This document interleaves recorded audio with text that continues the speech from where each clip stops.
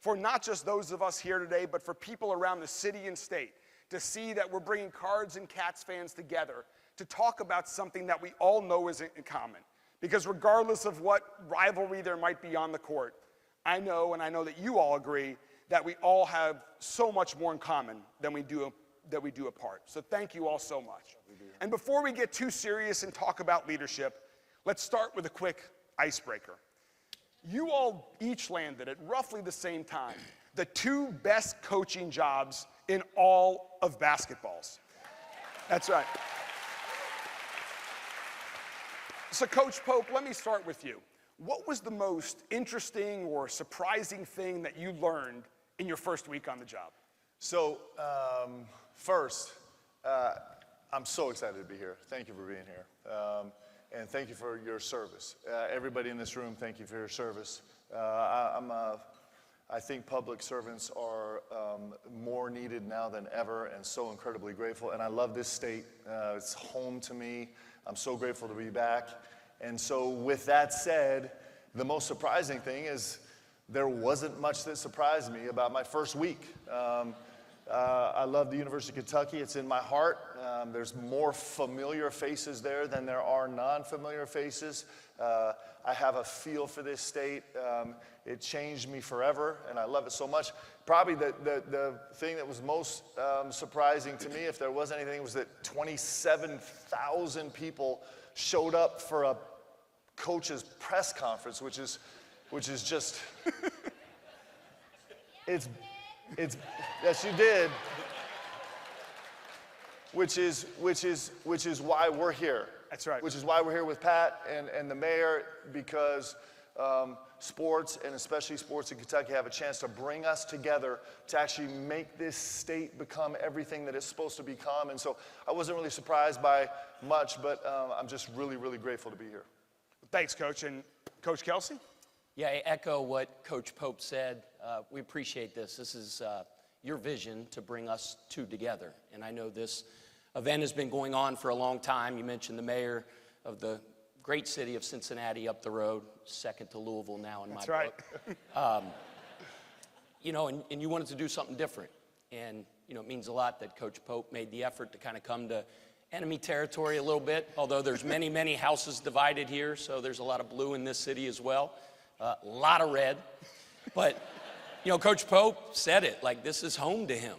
You know, now I'm from 75 miles up the road over the Ohio River, so, you know, I was close enough to feel in the state of Kentucky how big basketball is, but I am new here. So he wasn't surprised by much.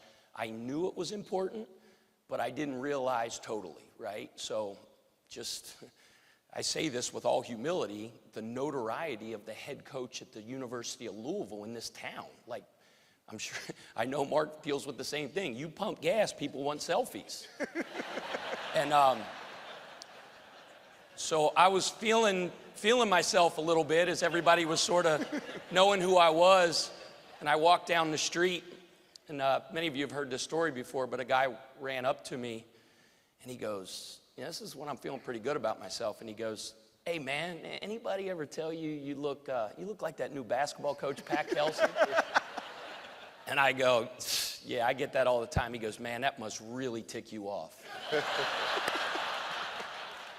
That's great. Well, welcome to Louisville. So I did not have a stellar athletic career, but I know from the few athletic teams that I was on that all coaches in every sport every year always start talking about the fundamentals. So let's start there. Coach Kelsey, let's start with you. To you, what are the fundamentals of great leadership? You know, you mentioned your speech was phenomenal, first of all, and you hit on many of the really, really, really important parts of leadership, and leadership comes in many different shapes and sizes. I will say that very, very rarely, if ever, I don't have the highest energy in the room, but there's no question I can't match that speech that you just gave and the energy that you gave. But, you know, I think it starts first and foremost with being very true and genuine to who you are. And I mentioned how leadership does look different. Mark has been unbelievably successful, and he is a phenomenal coach, and he's built great programs, and I'm sure he's going to continue that as he moves on here. But, you know, his leadership style is completely different probably than mine, and it's probably completely different to yours. But I just do think that people can see through, especially players. They can see when you're not truly genuine to who you are. If I tried to be Mark, I mean, we have a lot of similarities. Like, we're both really imposing figures physically. You know, he played in the 90s at Kentucky. I played at Xavier. He scored 1,236 points. I missed 1,000 points by 847. He knows Ashley Judd. I've seen one of her movies before. So, but like, I just, you know, I mean, he was a Rhodes Scholar. I mean, a Rhodes stinking scholar. So I'm going to quote a writer named Billy Shakespeare right now, and he said one time, "To thine own self be true." So I just think, first and foremost, you know, being genuine to who you are, obviously building trust, because people don't, you know, you say it's cliche, but they don't care how much you know until they know how much you care. Right. But building that trust, and then defining with great clarity what your purpose is, and then defining that standard, and then holding people accountable to that every day, all day. Thanks, Coach Pope. To you, what are the fundamentals of great leadership? I would have to second that in terms of authenticity. You know, I've had the unbelievable privilege of following 2 Hall of Famers as coaches. There's a saying in coaching that you never take the job after John Wooden. I've done it twice now. And so there's immense pressure when you do that, when you step into these shoes, when you step into any leadership role, there's immense pressure to try and be something else, but being authentic is the best leadership strategy of all. I thought Pat said that really well. I also think that when we're in leadership roles, especially as coaches, it's super dangerous for you to have 2 coaches on here, because this could go till 7, guys. Like, one thing we can do is we can talk, right?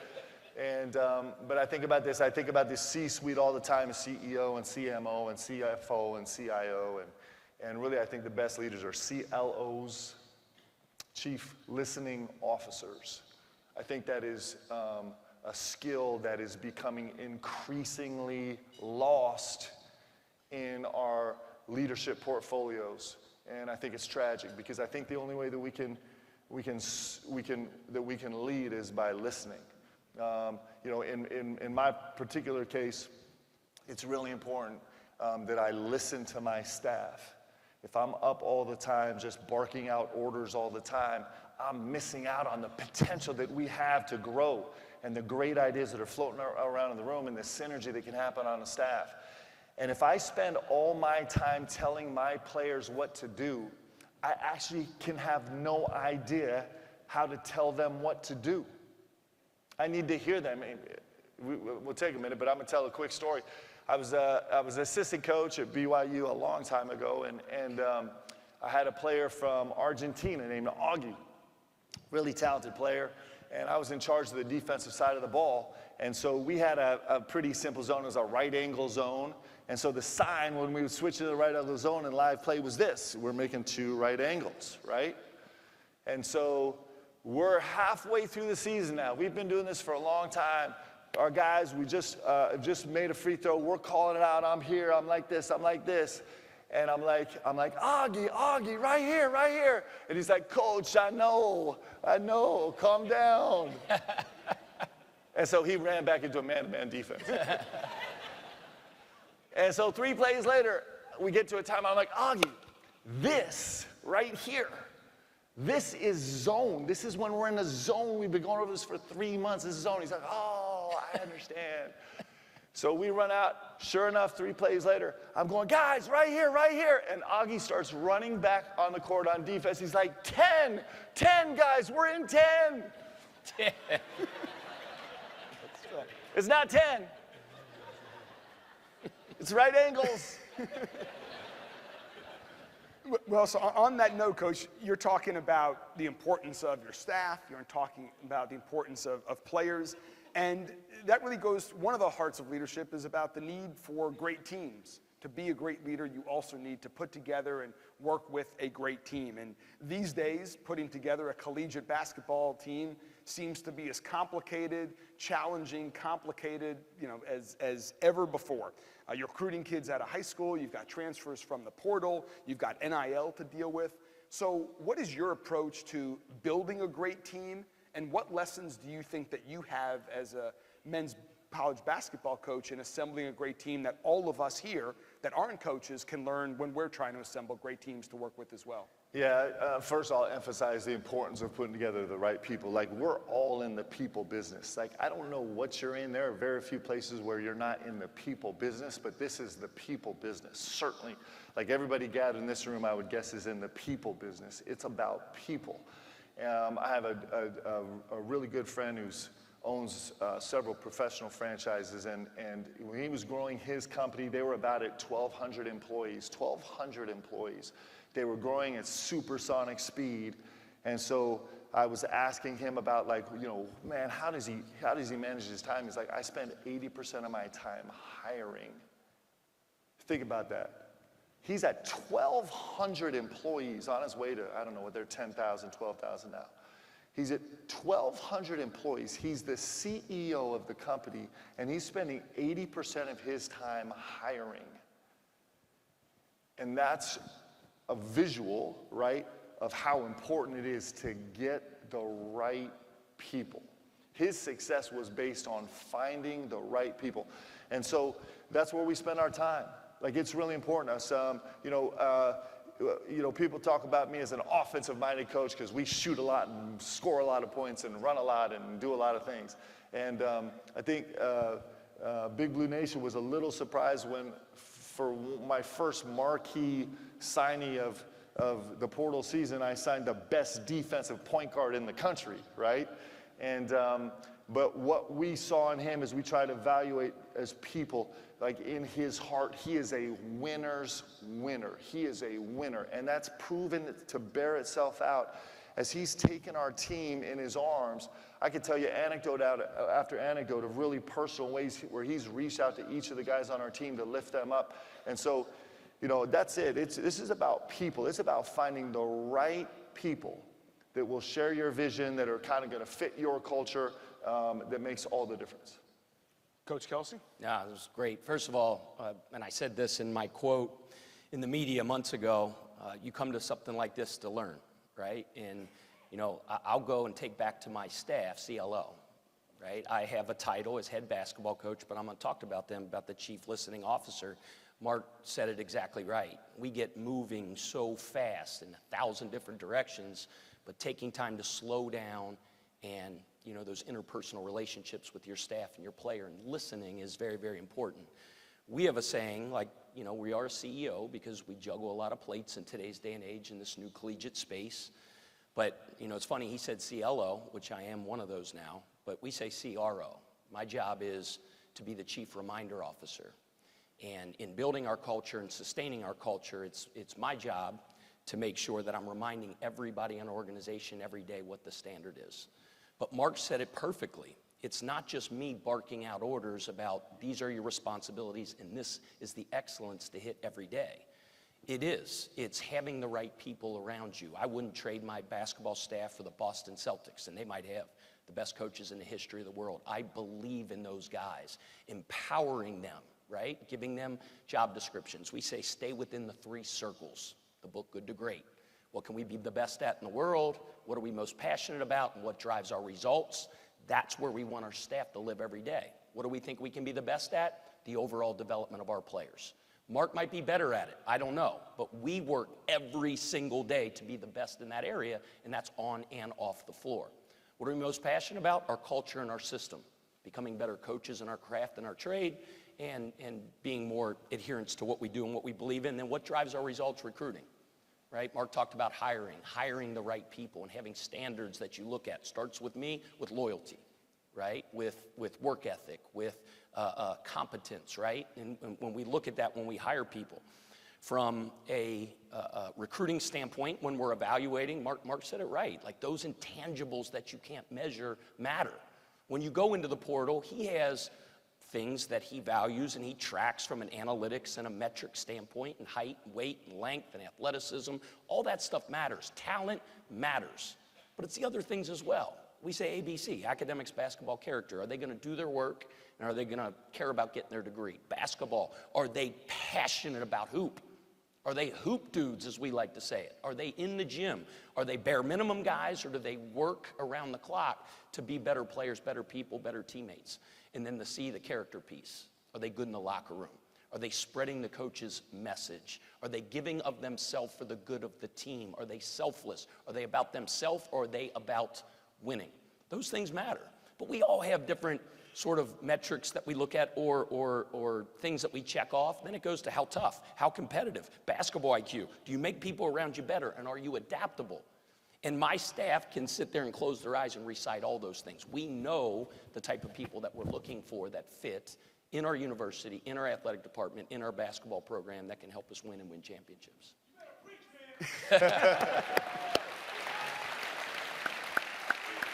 So, Coach Kelsey, you and Coach Pope have had tremendous successes. I mentioned just a few in the introduction of both of you, and all the fans here today know about all of both of your respective successes. But all of us have also had failures in life. And we've all been shaped by our failures. I know that I certainly have been.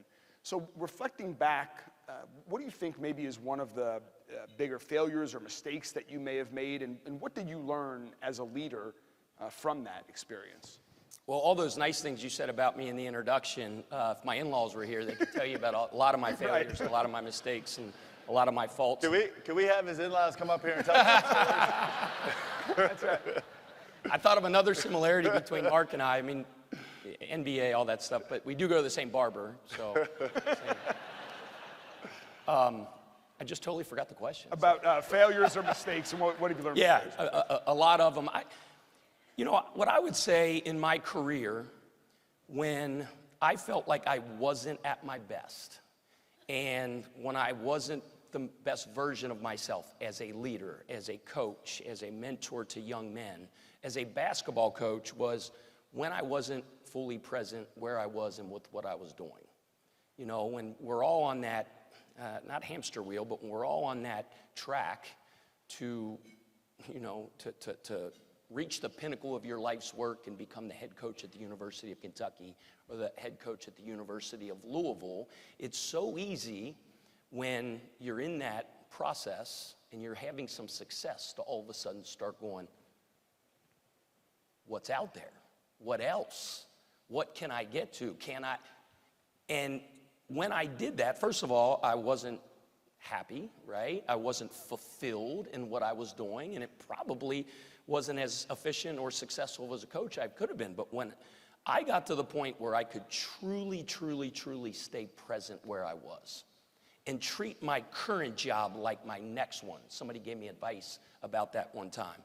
And it's when I was at Winthrop University at a really lower level of Division I.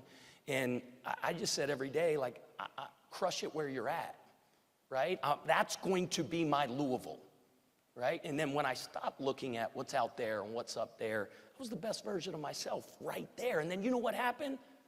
I started being more successful, and I was more fulfilled, and I was happier. And then all of a sudden, this opportunity occurs, and that opportunity, and then I'm sitting here with you guys. Pretty darn cool. In front of 1,400. We're glad that you are. Well, Coach Pope, let me ask you something specifically to you. And I'm not sure that everyone, the diehard UK fans probably know this, but I don't think that everybody necessarily knows that following your NBA career, you were a student at Columbia University's medical school. So, yeah, it's very impressive. So what led you? PNS groupies in the house here somewhere? It's not PNS anymore, actually, believe it or not. Anyway, keep going. But before you graduated from an Ivy League medical school, you left early to become director of basketball operations at the University of Georgia, where I understood some of your responsibilities included folding laundry. So what is the lesson? Why did you do that? What is the lesson there that maybe other people, we have a lot of young folks here today, you heard about the 2025 Leadership Louisville class that's just getting started out, a lot of people thinking about their long-term career and their leadership opportunities. Are there any lessons from that decision you make that all of us can take? Yeah, who has a napkin? Bring that up here. I'm going to show you how to fold that exactly perfectly, by the way. I do. I mean, my gosh, guys, we could talk for hours on this. So a couple. I'll go really briefly. So one, talking about failure, like you can easily write my career like it's just been one failure mounted on top of the next, on top of the next, on top of the next. I'm really proud of that. And our team and our staff, we redefine failure. We actually don't talk about failure. We redefine failure as the rocket ship to progress, because that's what it is if you treat it right. It's an incredible teacher. It makes you humble and reevaluate and find and drive. And at the end of the day, what we're worried about, and this would be lesson number 2 that I'd say for the young leaders in here, and this is, I'm saying it a different way than Pat did, but essentially I'm saying the same thing. As a leader and as someone who's chasing success, however you define that in your life, I would encourage you to be way more interested in trajectory than in level. I'm going to say it again because I think it's really important. You're going to hunt for a new job, a new position, a new identity, a new path. I would say chase trajectory way more than position level. Okay? And this is what I mean by that. When I left Columbia, first of all, it was one of the many times in my life when everyone was like, "You've lost your mind," okay? When I left Columbia to come, and just fact check, I wasn't the director of operations. I was the assistant to the director of operations. I promoted you. I couldn't even direct anything. I had to assist in the directions of the folding of the towels. Okay. So basically, I was a towel supervisor. I got you. Like, oh, coach, that corner's not quite right. I mean, that was my job, really, right? I handed out water. And also, I would love to say I was a Rose Scholar. I wasn't. I got cut at the state level here in Louisville. I have sad feelings about that on the Rose Scholarship that year. But when Coach Fox, who has been an incredible, he's just been, I mean, find mentors, guys, man. If you have mentors, you'll be really blessed. But he was an incredible mentor to me. And he brought me, I thought, man, I played in the NBA. I won a national championship. I'm the stuff. I probably should be the head coach at the University of Georgia, but coach would bring me down and be my assistant, and then it turned out to be the assistant to the director of operations. But what he told me at the time is I was, getting up at 5 o'clock to go set up the tent for our tailgates before football games for recruits, right? That was my responsibility. He said, Mark, here's the deal. You have a chance to go really, really fast in this profession. If you're going to be great when you get to the top, you have to know how to do everybody's job in your organization better than they do. And so you can't skip steps. So start here at the very, very, towel folding level, because it's going to do 2 things for you. One, you're going to know how the organization runs inside and out. That's really important as a leader.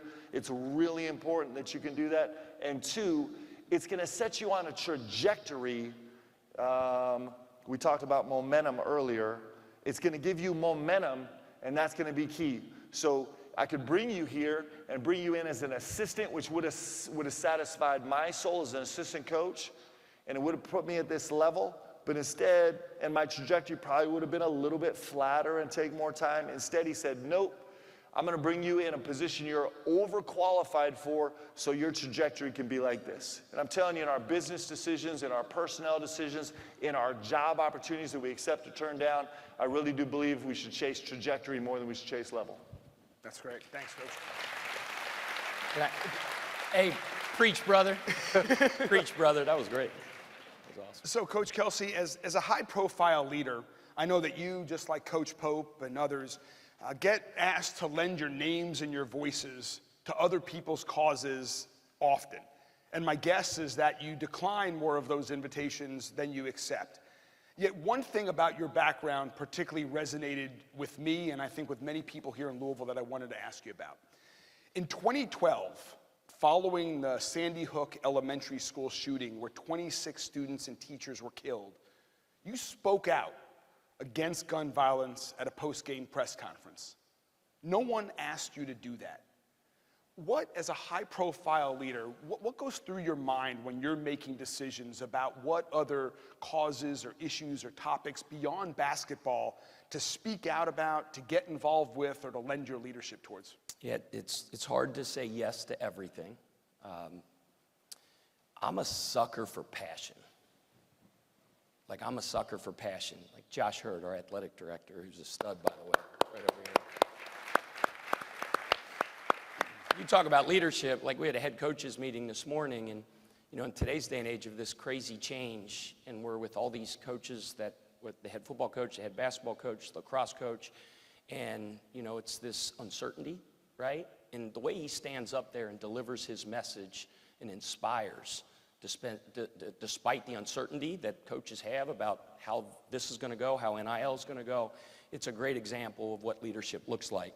Dr. Schatzel, our president, she's like, she inspires me as a leader because she is so darn passionate. She meets students and employees where they're at. She's out on campus the other day. It's 92 degrees. She's helping students move in. She's sweating like crazy. She's at the pep rally the other day throwing out T-shirts. Passion. Guy named Brad Howard, Josh and I met with the other day. And his son, 4 months ago, committed suicide. And Brad was an employee at the University of Louisville several months ago and put a picture of his son, Jay, and put it up, and talking about this fundraiser that he asked Jeff Walls, the women's basketball coach, and me to be a part of. And he started telling the story of his son. And he couldn't do it. He just stopped, and he closed his eyes and starts crying. He just puts the picture down because he can't look at it any longer.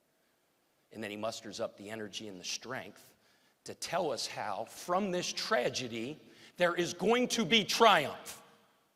You got me, Brad. I'm in. I'm in. What can I do? The answer is yes. In 2012, we talk about being at the lowest level. I was a director of basketball operations as well, and your job was to have the Gatorades ice cold on the bus and the napkins folded the right way and all that stuff. Same thing. So it's funny. I love that trajectory thing too versus level. And I'm the head coach at Winthrop University, my first head coach. I don't know what the crap I'm doing. I just called my first time out like a week before. And we're in a traffic jam on I-65 going north, and one of my players comes up, and this is still relatively early in the social media craziness, and it was Gideon Gamble. I remember it like it was yesterday. He goes, "Coach, did you hear about the latest school shooting?" And like everybody, I just kind of went, and it's becoming more and more and more, and you get numb to it a little bit. So I was like, again? He goes, "Nah, Coach, man, it was kindergartners." And guess what? I had a kindergartner back in Rock Hill, South Carolina, and a preschooler. And just for a second, I put myself in those parents' shoes. And what I said that night was, I'm going to leave here and I'm going back to Rock Hill, and I'm going to walk into 2 pink rooms with 2 beautiful girls laying in those beds, and I'm going to give them the biggest hug and kiss that I've ever given them in my life. The greatest role and duty that I have in my life is to be a father to Ruthie, Caroline, and Johnny. And so, long story short, and I've gone too long already, I don't know, so we go up and we play Ohio University, and we stunk at the time. And OU was really good. They were coming off a Sweet 16. They had DJ Cooper, point guard. We beat them. And we stunk and beat them. So we're like, man, we're feeling good. We got some momentum. We go up to Ohio State, and we play awesome. We got them down at half. It's a game late. As you know, those officials gave us 0 calls down the stretch. So, I walked into a press conference afterwards like I'd never seen before, like I see now with cameras and all this stuff, because it's the Big Ten. It's the highest level. And something came over me. I try to be about 3 things: my faith, my family, and who, right? My faith, my family, and my job, being the head coach at the University of Louisville. And I watched the interview later, and I was like, who is that? Because that wasn't me. And it was divine. It was the Lord speaking through me that day. And it got a lot of attention. And 2 days later, I get a phone call from the sister of one of the moms that lost a child at Sandy Hook. Her name's Rebecca Kowalski. Her and Steve, her husband, are friends of mine to this day. And you said it was about gun control and stuff like that. It really wasn't. It was about what the crap is going on? What's wrong with us? you know? And it was like, I just said, like, I'm not getting into the political thing right now. That's what I said. It wasn't about the mental health thing, which is a problem. It wasn't about the gun thing, which is a problem. It was like, come on, man. Like, let's all step the crap up and make a difference in the job, in the roles we have, whether it's a father, whether it's a coach, whether it's a priest, whatever it is, let's be better. And then by doing that, I just thought, you know, my players moving forward can have an impact on people positively in their life because hopefully I have a positive impact on their life. Friends with them to this day. I felt the passion in her voice when she called me, just days after her son was killed by machine gun fire in his kindergarten class. And it was a relationship that's special to me for the rest of her life. Little Chase is like a little brother to me. He actually looks like my son, Johnny. And it's just a reminder to me every day, count your blessings. Well, thanks, Coach, for speaking up on that. And that's a great message about when leaders speak up. So for a final question, we've got to veer off the leadership topic very briefly. We're rapidly approaching basketball season and your new teams, and all of us in this crowd know how it's going to end. U of L versus UK in the NCAA championship game, April 7th, 2025 in the Alamo Dome. I'll take it. That's how it's going to end. But we've got a few months before both of your March Madnesses runs. So, Coach Pope, just give us a quick preview about what we can expect from your new team this year. I'm incredibly excited. We have we talked about starting with people, and I think we have tremendous people. It's been, we had an 8-week training camp this summer where we got together. We don't have a single player on our roster that's played at the University of Kentucky before, and we only have one player that's played for me before. And so we tried to squeeze a whole season into 8 weeks, and my guys responded brilliantly. And it was the things the things they learned on the court I was excited about, but their interactions off the court is what really has me inspired, where I see guys going out of their way to intentionally, as a verb, love each other and lift each other and care about each other. And I'm also watching my guys learn very quickly what this great state is and what it means to have a chance to wear Kentucky across their chest. They're learning quickly, and it's a brilliant thing. And that's something that we share, all of us share together. Louisville, Lexington, everyone in the state, we share that together about trying to grow this place and make it better. And my guys understand that. And so on that backdrop, we work on a baseline of gratitude, which we practice every single day, and humility, which we reaffirm every single day. And on that backdrop, you notice I haven't said anything about basketball yet because that's like 6 on the list in terms of being successful. On that backdrop, we're incredibly, incredibly excited about this coming season. Thank you, Coach Pope. Coach Kelsey, what can us Cards fans expect? Well, obviously with the rivalry, I've paid very close attention to what Mark's done and what he's built. He's underselling it. He's like Noah's Ark. He's got 2 of everything. I agree. I mean, so much about it's so funny how similar leadership is, how similar, and really the position that we're in. We're coming in here fresh. He built basically an entirely new roster, as did I, and that 8 weeks was as much about winning the minds and hearts, all the culture stuff that he just talked about. Exactly. We say relentless effort, competitive excellence, and the power of the unit. He said the same thing, just not that way. They're working hard. They're going really hard, right? Competitive excellence, how important every repetition is. And then the power of the unit is what he talked about, the uncommon commitment to the guy next to you, which is based on the most powerful force in the universe is love, loving your teammates. We say all the time, and everybody wants, how many games are you going to win? Like, you're going to win the national championship, all that. Like, I get it. Like, you have to win every game here. I got it.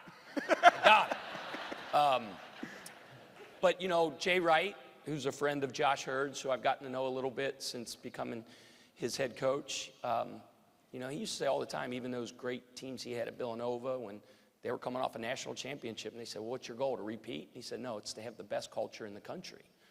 And Mark's working his butt off to have that as well. It's not easy. This new day and age, it's different. Collegiate athletics is different than it's ever been before. Obviously, NIL, which creates a whole new thing. So, you know, the teams that can be the most cohesive, that can love each other, that can sacrifice, those are the truths of winning. Whether you're at the professional level of football in the NFL, Major League Baseball, collegiate basketball, you know, that's a big part of building a winner. Well, Coach Kelsey, Coach. And by the way, I think we're gonna be good. Okay, good. I really like my team. Sorry. Coach Kelsey and Coach Pope, thank you all so much. I know I speak for everyone here, everyone in the entire state. We are thrilled that both of you all are in these new leadership positions. We're thrilled. I know the entire city of Louisville is working closely with the University of Louisville. We're working closely with the University of Kentucky on so many different areas beyond athletics. You all are a great addition to their leadership teams. We're thrilled to have you. Leadership Louisville team, please join me in thanking Coach Kelsey and Coach Pope for joining us.